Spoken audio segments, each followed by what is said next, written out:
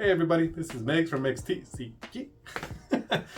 And today I want to talk to you about my top 5 decks that will more than likely make it to either win or top in the first ever regionals for the 2024 season for Pokemon that will be taking place in Pittsburgh.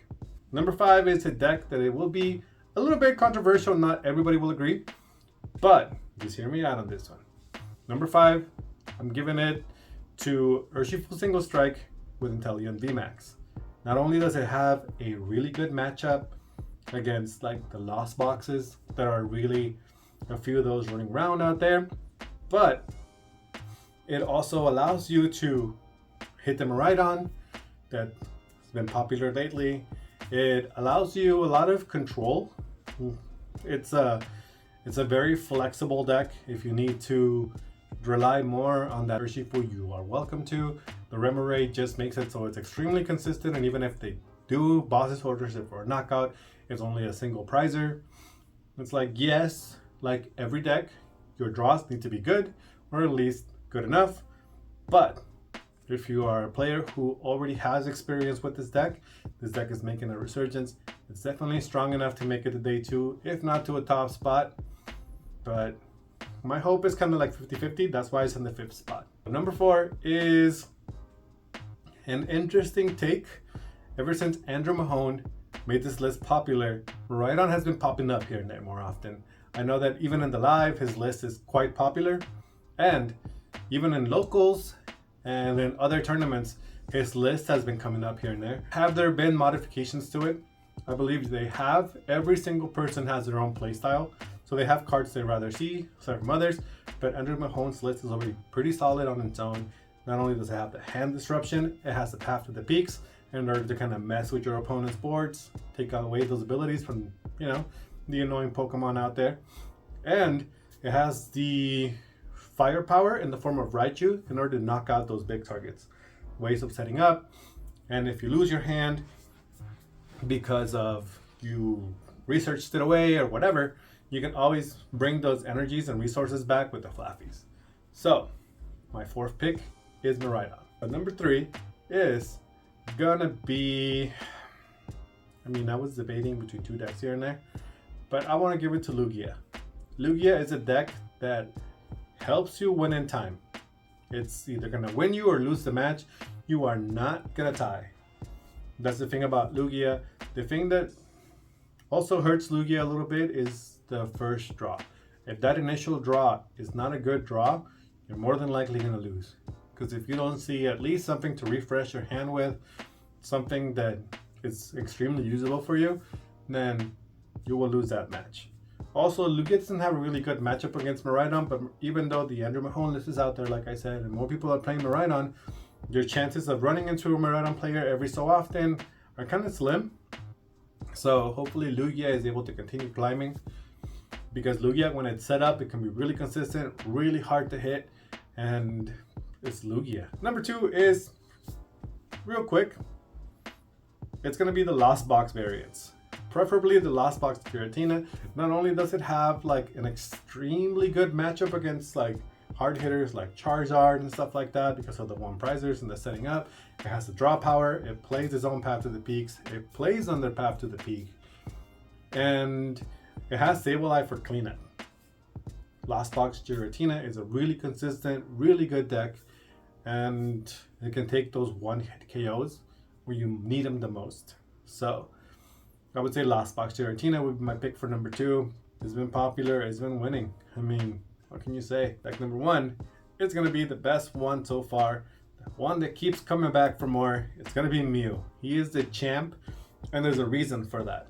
And that's because Mew is extremely flexible. If you want to tack in an engine for Charizard, you can do that.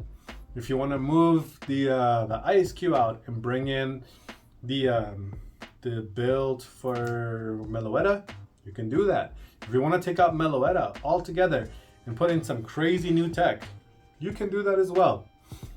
It can run Path to the Peaks and ways to get out of it. It can run ways to hurt you if you decide to 1-hit KO their Pokemon with Bogs of Disasters. There are so many builds for Mew as there are players out there for Mew. And there's a reason why Mew continues to take down these big events. You have to be a skillful player, yes. You have to be prepared, yes. But if you are both, there is no reason for you not to win with Mew. I mean, it is a world champion deck for a reason, right? Now, you may be wondering about 3 particular decks. Those are the decks that I was kind of having troubles with. Number 1 would be Chien-Pao. Chien-Pao gets hurt a lot by Path to the Peak. Yes, it does have that damage. It is strong, and it is like basic Pokemon. So, you know, those battle VIP passes help a lot, and, you know, it runs a lot of Iridas in order for you to get your pieces and materials here and there.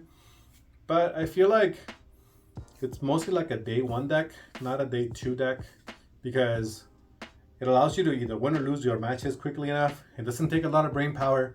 Everybody knows what they're going to do. You know how to interrupt the deck. And if you can find your pieces correctly or in time, you can win against Excalibur Chien-Pao.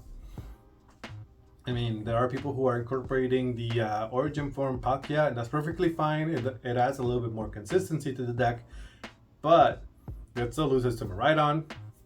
It still loses to decks that can set up quickly enough, and yeah, it's not a deck that can go the distance.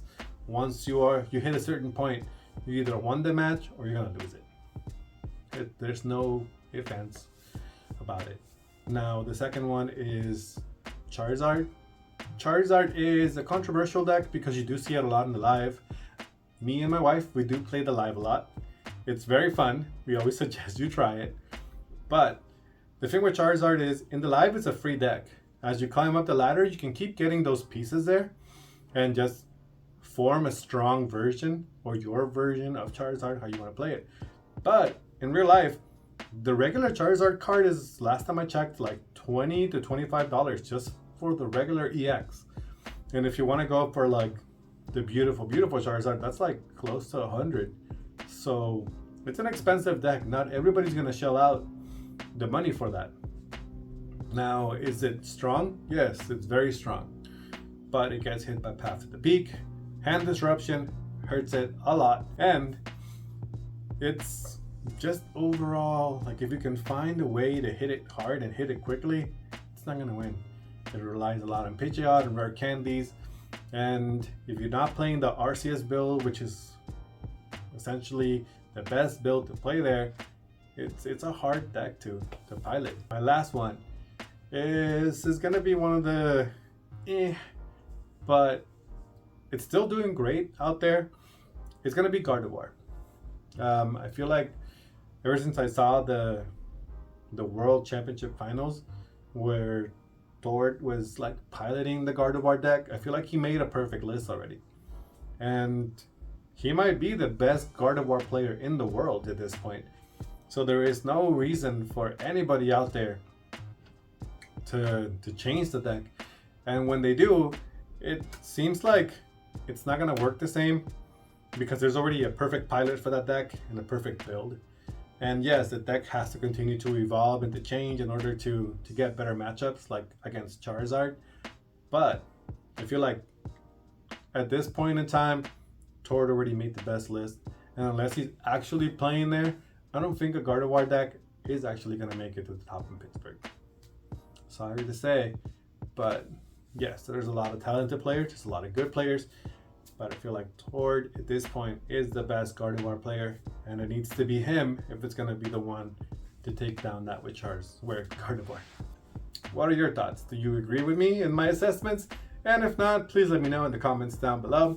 In the meantime, I am going to get ready for my locals tomorrow. It's going to be fun.